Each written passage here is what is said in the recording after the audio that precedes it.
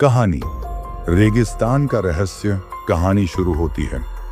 रात के अंधेरे में चारों ओर सिर्फ रेत ही रेत थी। दूर दूर तक कोई रास्ता नहीं दिख रहा था। नूर एक 22 साल की लड़की घबराई हुई थी और अपने ऊंट सुल्तान के पास बैठी थी। उसके कपड़े धूल में सने हुए थे, बाल बिखरे हुए थे और आंखों में डर साफ झलक रहा था। अब हम क्या करेंगे सुल्तान? नूर ने कांपती आवाज में कहा और अपने ऊंट के गले से लग गई। सुल्तान ने भी अपनी बड़ी बड़ी मासूम आंखों से उसकी ओर देखा, जैसे उसे दिलासा दे रहा हो। नूर को याद आया कि वह यहाँ कैसे पहुंची। वह अपने कबीले के साथ एक व्यापारिक यात्रा पर निकली थी जब अचानक एक रेत का तूफान आ गया। तूफान इतना तेज था कि नूर की ऊंटनी अलग हो गई और वह सुल्तान के साथ भटक गई। अब वह इस अनजान रेगिस्तान में अकेली थी, बिना किसी मदद के। अचानक नूर ने महसूस किया कि सुल्तान बेचैन हो रहा था।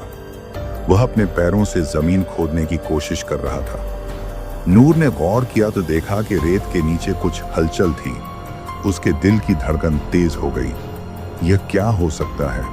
फिर अचानक जमीन के नीचे से एक गहरी गूंज आई, जैसे कोई दरवाजा खुल रहा हो।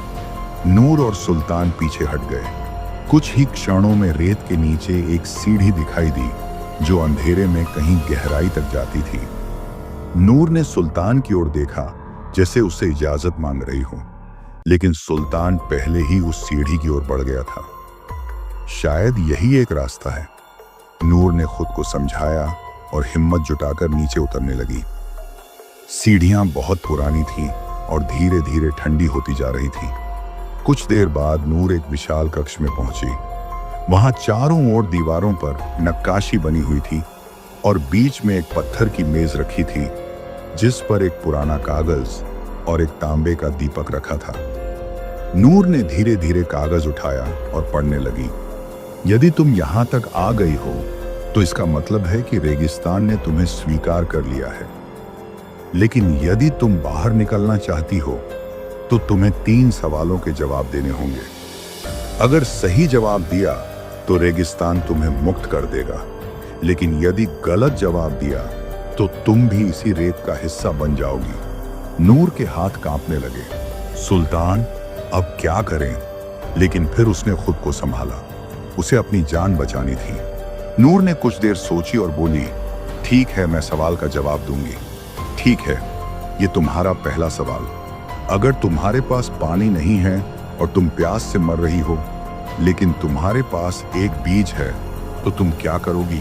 नूर ने सोचा और जवाब दिया, मैं बीज को नहीं खाऊंगी बल्कि उसे बचाऊंगी, क्योंकि एक बीज से भविष्य में कई फल उग सकते हैं।